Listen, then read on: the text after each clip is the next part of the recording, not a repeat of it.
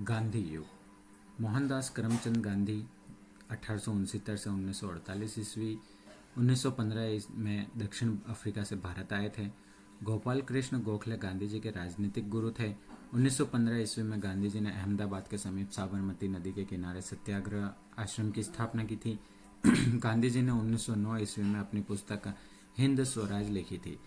चंपारण सत्याग्रह 1917 ईस्वी। चंपारण सत्याग्रह के सफल नेतृत्व के कारण ही रविन्द्रनाथ टैगोर ने गांधी जी को पहली बार महात्मा कहा था। खेड़ा सत्याग्रह 1918। यह गांधी जी का पहला वास्तविक किसान सत्याग्रह था।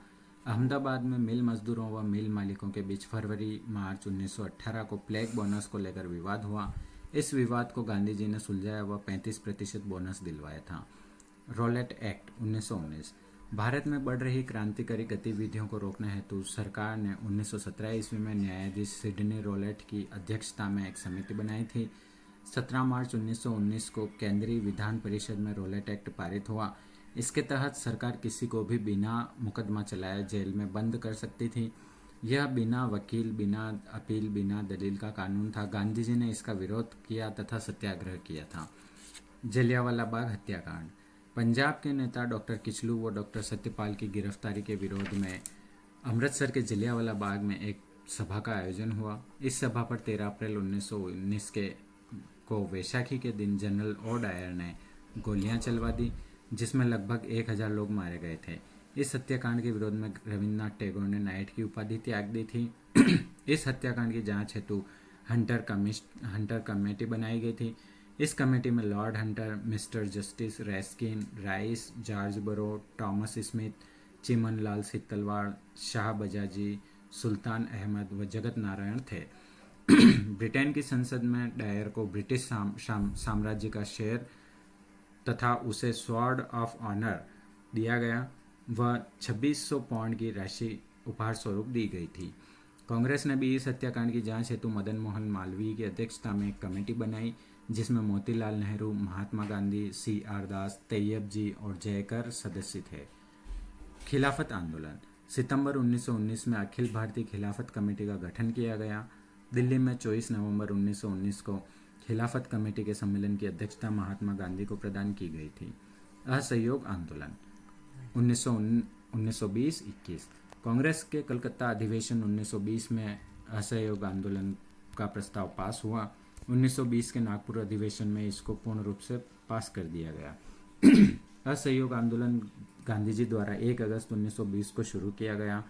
प्रसिद्ध वकीलों ने इस समय वकालत को छोड़ दिया तथा गांधी जी ने अपना केसर हिंद तथा जुलू पदक, बोअर पदक आदि वापस कर दिए। इस समय विदेशी कपड़ों का बहिष्कार किया गया। विजयवाड़ा के कांग्रेस अधिवेशन 1921 के समय से गांधी जी आजीवन लंगोटी में रहे थे। 5 फरवरी 1922 ईस्वी में उत्तर प्रदेश के गोरखपुर जिले में चोरा नामक स्थान पर भीड़ ने 22 जवानों को थाने में जिंदा जला दिया। गांधी जी इससे बहुत आहत हुए। अतः 12 फरवरी 1922 को बारडोली में कांग्रेस की बैठक में असहयोग आंदोलन वापस ले लिया गया था। भारत छोड़ो आंदोलन 1942 ईस्वी। 14 जुलाई 1942 को वर्धा में आयोजित कांग्रेस की कार्य समिति की बैठक में भारत छोड़ो आंदोलन का प्रस्ताव पारित हुआ।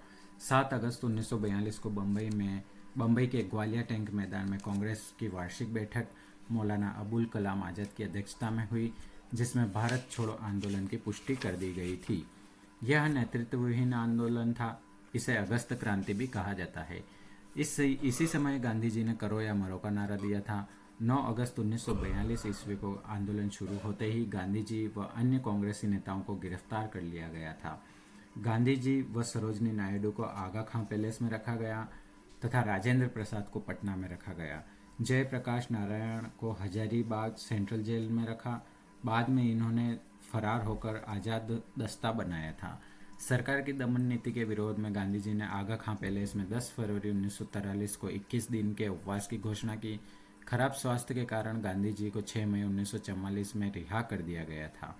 भारत छोड़ो आंदोलन के समय बलिया में चित्तू पांडे ने, मिदनापुर में तामलुक नामक स्थान पर तथा सतारा महाराष्ट्र में समानांतर सरकारें बनाई गई थी। 1942 का विद्रोह मूलतः युवा वर्ग, मजदूरों एवं विद्यार्थियों का विद्रोह था। 23 मार्च 1943 को मुस्लिम लीग ने पाकिस्तान दिवस मनाने का आह्वान किया। लीग ने दिसंबर 1943 के कराची अधिवेशन में विभाजन करो और छोड़ो अर्थात डिवाइड एंड क्विट का नारा दिया। 1942 ईस्वी के आंदोलन की जांच हेतु एक कमीशन टी वेकेडेन जो आईसीएस थे जो तथा मध्य प्रांत के जज थे के नेतृत्व में बनाया गया। इसकी रिपोर्ट 29 नवंबर 1943 को सरकार को सौंपी गई थी।